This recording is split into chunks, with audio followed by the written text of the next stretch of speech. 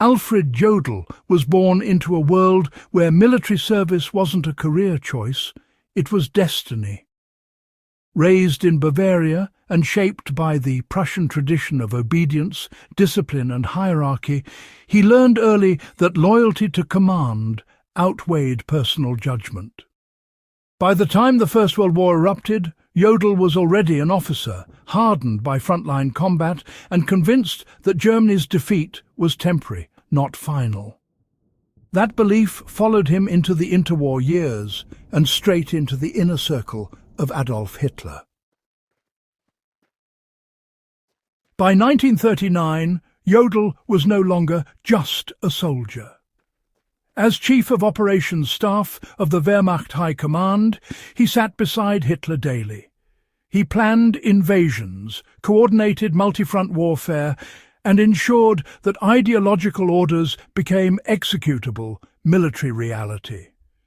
Poland, Norway, France, North Africa, the Soviet Union, every major campaign passed through his hands.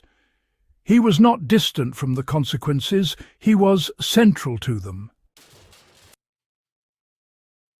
In 1942, Jodl signed and transmitted the infamous Commando Order.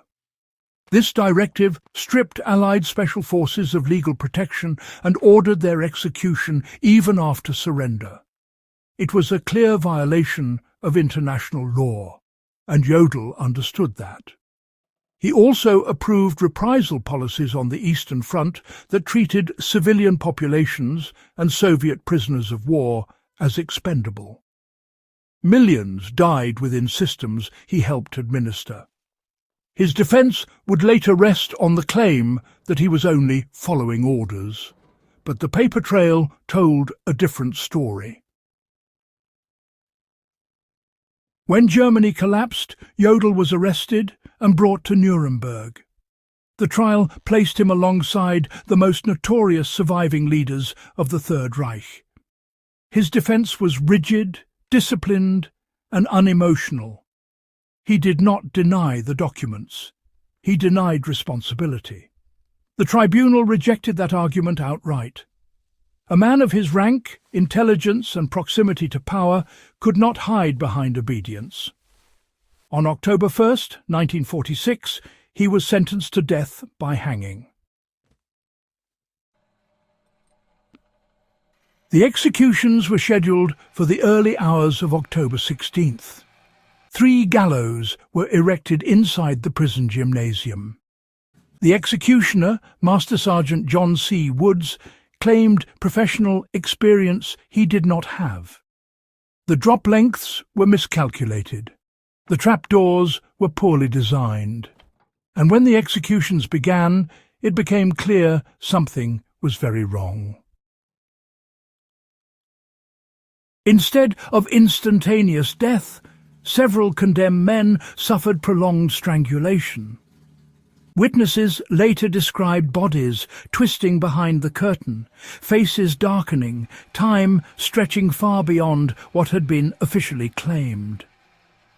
Jodl fell through the trap at approximately 2:34 in the morning. His death was recorded 16 minutes later. 16 minutes is not a technicality. It is an eternity. The United States Army denied any irregularities.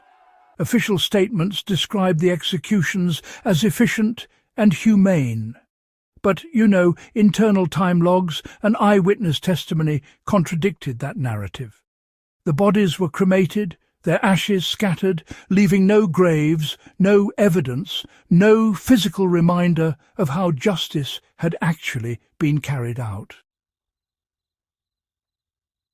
Years later, a West German court controversially overturned Jodl's conviction under domestic law, citing military duty. The ruling sparked outrage and was rejected internationally. The documents remained. The signatures remained. History, outside of Cold War politics, did not change its verdict. Alfred Jodl died believing he had served honourably. History remembers a man who chose efficiency over morality and obedience over humanity. His execution, mishandled and quietly buried, remains one of the most disturbing footnotes of post-war justice. If you value history that doesn't flinch, subscribe to Veil History and share this video. These stories don't survive unless people are willing to confront them. Drop your thoughts in the comments. Was Jodl a war criminal or a product of a system designed to erase conscience? History is never as simple as we're told.